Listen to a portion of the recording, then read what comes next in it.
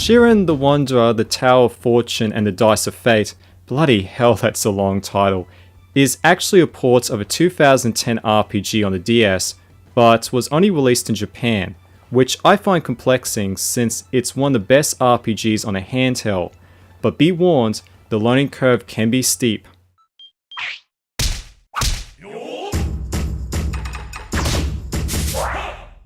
The game casts you as a silent protagonist searching for adventure in feudal Japan. It doesn't take long until you meet a local that wants to save his terminally ill friends by climbing the Tower of Fortune. Rumor has it the tower can change a person's fate and escape death. Along the way you'll be joined by other people with their own motives, or just like you because you gave them some catnip juice. Yeah.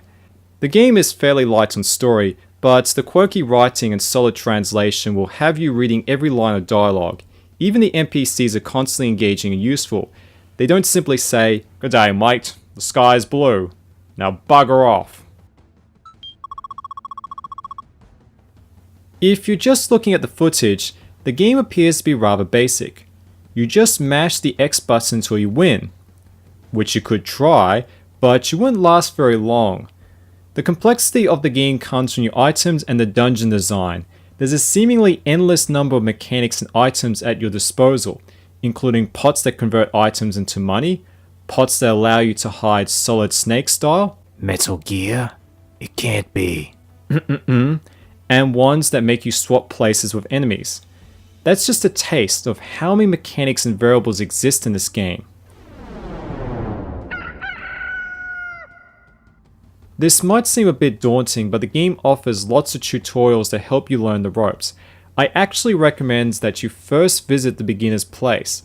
Admittedly, it can take an hour and a half to clear all the lessons, but if you want to get the most out of the game, it's recommended. I know my mumbling of the gameplay isn't very compelling. I can't really explain it because you need to experience the game to actually get it. There's something about the steep learning curve and brutal difficulty that makes this game so addicting. You have to carefully plan your attacks and manage your inventory. It's more about the survival aspect than the actual battles, because when you die, you lose all your items, experience, and you're forced to start from the beginning. Fortunately, there are ways to reclaim your items and minimize your losses. In other words, management and planning is king.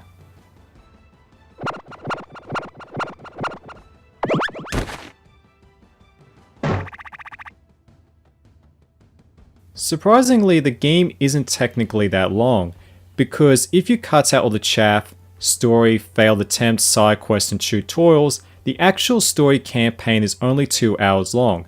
But keep in mind that's assuming you've mastered all the mechanics and possess all the appropriate tools.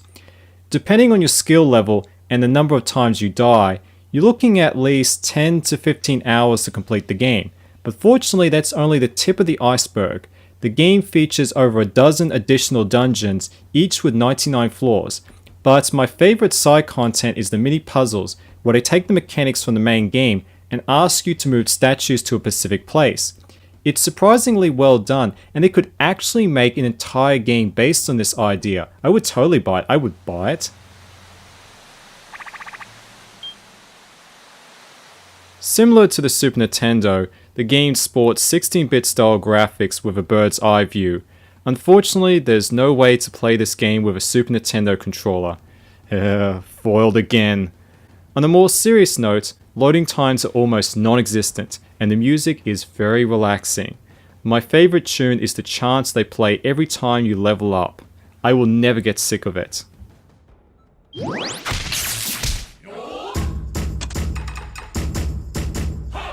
Shiren The Wanderer is the definition of a sleeper hit.